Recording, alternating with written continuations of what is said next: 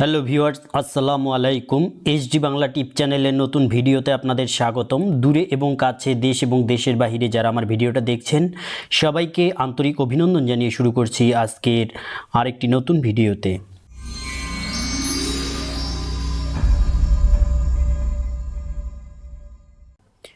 Viewers, আপনারা thumbnail দেখেছেন।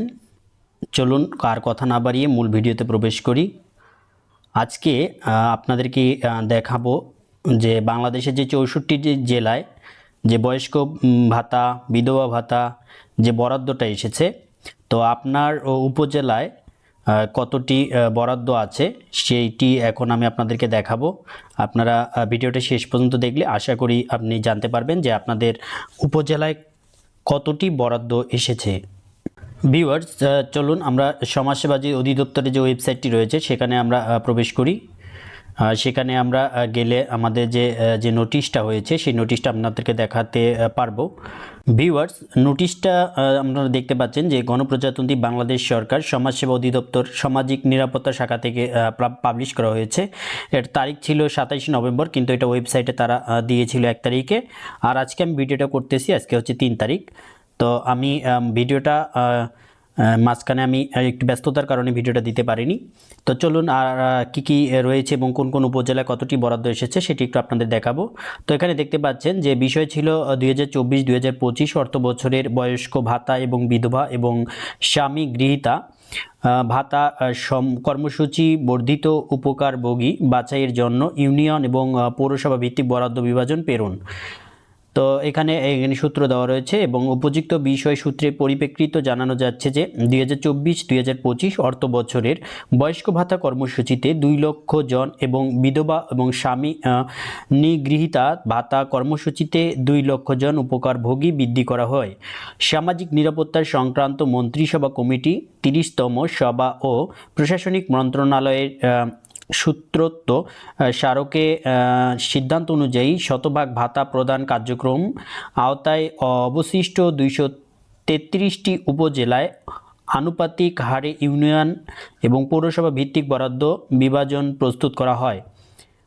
বাস্তবায়ন নীতিমালার আলোকে সংশ্লিষ্ট কমিটি কর্তৃক ভাতাভোগী বাছাইয়ের ক্ষেত্রে নিম্নবর্ণিত বিষয়সমূহ বিবেচনা করতে হবে। 2023-2024 অর্থ বছরে অনলাইনে প্রাপ্ত অপেক্ষমান আবেদন বিবেচনা করতে হবে। মানে যারা 2023 এবং 2024-এ ওয়েটিং লিস্টে ছিল যারা, তারাও আসতে পারে। তারপর খ নম্বরে বলা হয়েছে অনলাইন আবেদনসমূহ বাস্তবায়ন নীতিমালা অনুযায়ী যাচাই বাছাই পূর্বক বাস্তবায়ন কমিটি কর্তৃক চূড়ান্ত অনুমোদিত তালিকা মোতাবেক উপকারভোগীদের প্রয়োজনীয় তথ্য MIS এ সন্নিবেশ এবং এন্ট্রিকৃত ডাটা ভ্যালিডেশন সম্পন্ন করতে হবে। অনলাইনে প্রাপ্ত আবেদন হতে যোগ্য আবেদনকারী সংখ্যা বরাদ্দকৃত কোটার অধিক হলে অতিরিক্ত আবেদনকারীদের একটি অনুমোদিত অপেক্ষমান তালিকা প্রস্তুত করতে হবে, যা থেকে মৃত এবং অন্যান্য কারণে শূন্য কোটা প্রতিস্থাপনের মাধ্যমে পূরণ করতে হবে। চূড়ান্তভাবে নির্বাচিত উপকারভোগী জাতীয় পরিচয়পত্রের ভিত্তিতে MFS এজেন্ট ব্যাংকিং হিসাব নম্বর খুলে MIS এ সন্নিবেশ করতে হবে। এমতো অবস্থায় তার আওতাধীন সকল ইউনিয়ন অফিসার প্রদত্ত বিভাজন অনুযায়ী বর্ধিত ভাতাভোগীর তালিকা চূড়ান্ত অনুমোদনপূর্বক MIS এর সন্নিবেশ করে 2024-2025 অর্থ বছরের দ্বিতীয় কিস্তি প্রেরণের জন্য প্রয়োজনীয় প্রস্তুতি গ্রহণ করার জন্য বিশেষভাবে অনুরোধ করা হলো। তো এটা গেল নোটিশটায় এবং এখানে দেওয়া রয়েছে যে বাংলাদেশে যে 64টি জেলা রয়েছে সেখানে জেলা এবং উপজেলা এবং ইউনিয়নে কতটি বরাদ্দ রয়েছে সেটাও আপনারা এখান থেকে দেখতে পারেন। তো এখান থেকে আপনারা দেখে নিতে পারেন যে আপনাদের ইউনিয়নে কতটি বরাদ্দ এসেছে এবং সেগুলো কিন্তু আপনারা এখানে দেখতে পারবেন। আমি এই PDF লিঙ্কটা ভিডিও ডেসক্রিপশনে দিয়ে রাখবো, সেখান থেকে সহজে আপনারা দেখতে পারেন। অথবা আপনারা যদি চান যে সমাজসেবা অধিদপ্তরের যে ওয়েবসাইট রয়েছে সেখানে আপনারা নোটিশ বোর্ডে গেলে কিন্তু এই PDFটা পেয়ে যাবেন। তো এখানে দেখতে পাচ্ছেন যে এখানে খুলনা বিভাগ রয়েছে, জেলা কুষ্টিয়া। তো এখানে এরকম আমি দেখতে পাচ্ছি যে 89টি পেজ রয়েছে, এখানে 89টি পেজ রয়েছে। এখানে বাংলাদেশের আপনাদের যে 64টি জেলা রয়েছে সেই 64টি জেলায় কিন্তু এখানে ইউনিয়ন উপজেলা সবই এখানে দেখতে পাচ্ছেন, যে এখানে এই যে মৌলভীবাজার বড়লেখা, এটা দেখতে পাচ্ছি যে বিভাগ সিলেট, জেলা মৌলভীবাজার, উপজেলা বড়লেখা, ইউনিয়ন পরিষদ বড়লেখা। এখানে বয়স্ক ভাতার বরাদ্দ হচ্ছে 38 জন এবং বিধবা ভাতার বরাদ্দ রয়েছে 70 জন। তো এখান থেকে এরকম আরও এখানে অনেকগুলো রয়েছে, যদি আমি সব বলি তো এখানে আপনাদের অনেক সময় চলে যাবে, ভিডিওটা অনেক লং হয়ে যাবে। তো শর্টকাটে এই হচ্ছে নোটিশটা আপনাদেরকে দেখানোর জন্য আমি এটা আপনাদের ভিডিওটা করা। আপনারা চাইলে ভিডিও ডেসক্রিপশন থেকেও লিঙ্কটা পিডিএফটা দেখতে পারেন, অথবা আপনারা যদি চান যে সরাসরি যে ওয়েবসাইট রয়েছে সেই ওয়েবসাইট থেকেও কিন্তু আপনারা এটা দেখতে পারেন। এখানে দেখতে পাচ্ছি বিভাগ রাজশাহী, জেলা বগুড়া, উপজেলা দুপচাচিয়া, ইউনিয়ন পৌরসভা দুপচাচিয়া। বয়স্ক ভাতার বরাদ্দ এসেছে 84 জন এবং বিধবা ভাতার বরাদ্দ রয়েছে 73 জন।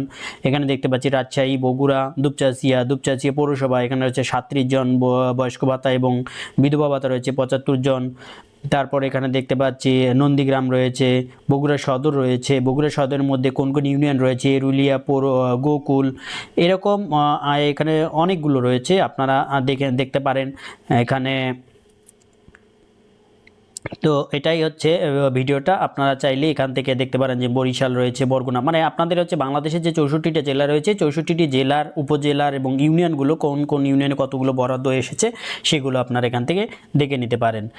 তো আপনারা যদি পূর্বে ওয়েটিং লিস্টে যারা ছিলেন 23-24-এ যারা ওয়েটিং লিস্টে ছিলেন তারা হয়তো সম্ভাবনা বেশি রয়েছে যে এবার যে বরাদ্দটা এসেছে এই বরাদ্দতে তাদের নাম আসতে পারে, যেহেতু তারা পূর্বে 23-24-এ ওয়েটিংয়ে থাকার কারণে এখানে তো তারা বলেই দিয়েছে নোটিশে যে 23-24-এ যারা ওয়েটিং রয়েছে সেখান থেকে তাদের অগ্রাধিকার দেওয়ার জন্য।